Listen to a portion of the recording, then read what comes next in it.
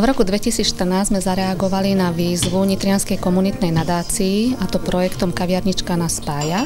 A vďaka financií, ktoré sme získali cez projekt, sme zriadili kaviarničku tu v týchto priestoroch.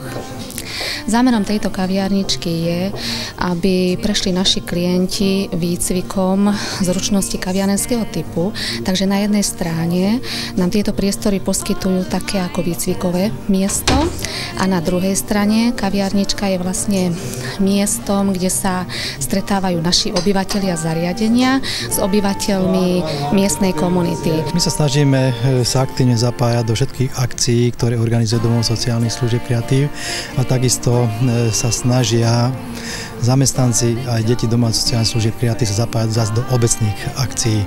Čiže vytvárame takú spoločnú komunitu, aby sme si tu dobre spolu nažívali.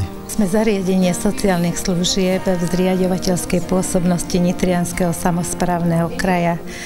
Poskytujeme sociálne služby 141 obyvateľov a sme rozdelení na takých 6 malých oddelení, 6 malých komunít. Terapie, ktoré poskytujeme v zariadení, sú skôr relaxačné, kde deti sa odreagujú. Manželia Staviaňovci sú neskutočne dobrí ľudia, ktorí pomáhajú nielen našim klientom, našim deťom, našim dospelým, ale pomáhajú aj nám pri tej ťažkej a náročnej práci, motivujú nás, vymýšľajú pre nás aktivity, pomáhajú nám, navštevujú nás, organizujú pre nás výlety, a nakoľko on je trénerom hokejového klubu, tak naši klienti chodia na zápasy a sú z toho nadšení. Oni vás v životě ty správné věci vždycky potkávají, je úplně jedno jakou oklikou, takže já jsem se potkala s Klasovem přes kamarádku, která mě jednou tak narychlo řekla, ať se jedu podívat s ní, že pořádají XXL akademii pro děti.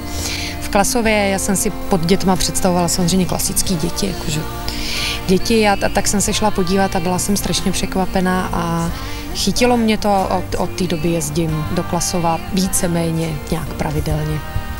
Takže když máte problém, tak tady se pojďte podívat, jak vypadá problém. Protože většinou řešíme banality.